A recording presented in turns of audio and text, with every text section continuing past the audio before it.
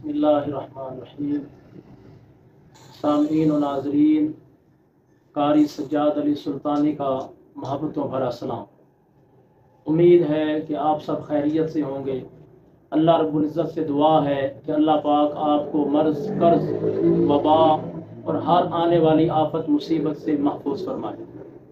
आज का जो अमल है ये कुरानी अमल है और कुरान करीम फुरकान हमीद के मुतालिक हज़ूर अलैहिस्सलातु वस्सलाम ने इरशाद फरमाया, जो शख्स भी कुरान करीम का एक हरफ पढ़ेगा अल्लाह रब्बुल इज़्ज़त उसे 10 नेकियां अता फरमाएगा।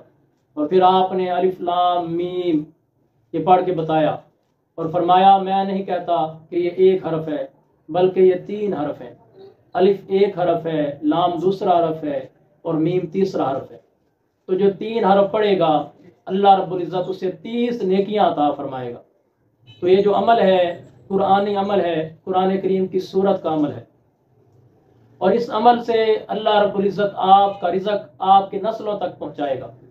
आप नस्ल दर नस्ल रईस रहेंगे और आप जो खाएंगे, जो आपकी खुराक है, आपकी ग़िज़ा है, वो आपके लिए शिफा बनेगी, वो आपके लिए बीमारी नहीं बनेगी। और ये अमल सूरह कुरैश का अमल है। इस सूरत को खाने की दुआ के बाद जो शख्स एक मरतबा पढ़ लेता है तो बुजुर्गान दीन फरमाते हैं उसका खाना उसके लिए नूर बन जाता है, शिफा बन जाता है। Cholesterol, urea, uric acid, sugar, blood pressure और अमराज दिल का बायस नहीं बनता, बल्कि वो शिफा बन जाता है और नूर बन जाता है। और बुजुर्गान दीन फरमाते हैं कि जो शख्स खाने के बाद इस सूरत को 2 मरतबा पढ़ता है तो अल्लाह रब्बुल इज़्ज़त उसके रिज़्क में वुसअत अता फरमाता है, उसे गैब से रिज़्क अता फरमाता है और उसे अल्लाह रब्बुल इज़्ज़त रिज़्क की फरावानी देता है और उसका दस्तरखान खुला होता है। यानी जिस बंदे के पास रिज़्क ज़्यादा होगा, दौलत ज़्यादा होगी, तो ज़ाहिरी बात है उसका दस्तरखान खुला होगा, खाने पीने की चीज़ें वाफर मिकदार में मौजूद हों। और बुजुर्गान दीन फरमाते हैं कि जो शख्स इस सूरत को खाने के बाद 3 मरतबा पढ़ लेता है तो अल्लाह रब्बुल इज़्ज़त उसका रिज़्क उसकी नस्लों में देता है, उनकी नस्लों में भी रिज़्क अता फरमाता है और उस शख्स की नस्लें भी मोहताज नहीं रहती, फ़क्र व फाका से महफूज रहती हैं, गुर्बत, तंगदस्ती से, तंगी से वो महफूज रहती हैं।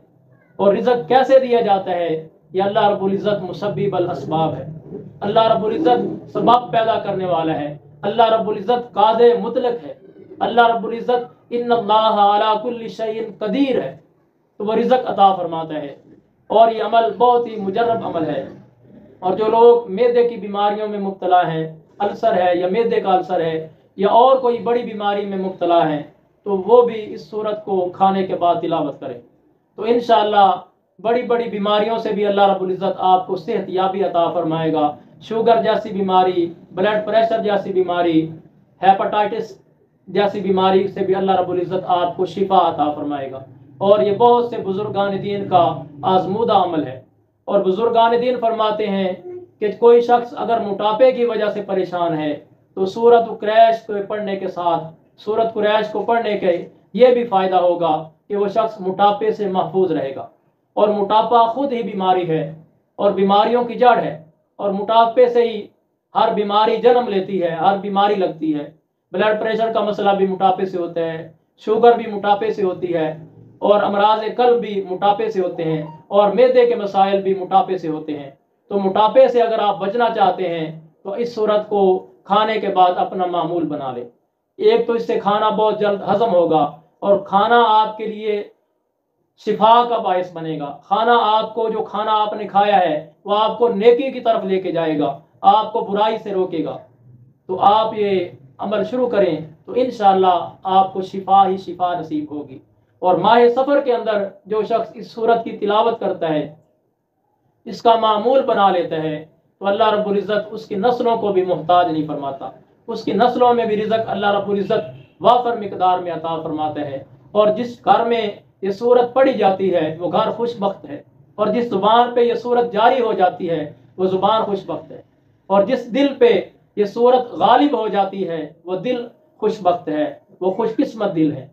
और वो ख़ानदान, वो फैमिलीज जिनके अंदर इस सूरत का रवाज है, मामूल है, इस सूरत को खाने के बाद तिलावत किया जाता है, تو وہ لوگ خوشحال ہیں، ان کے اندر کوئی بیماری نہیں ہوتی، وہ ہر طرح کی بیماری سے محفوظ رہتے ہیں اور انہیں اللہ رب العزت وافر مقدار میں رزق عطا فرماتا ہے۔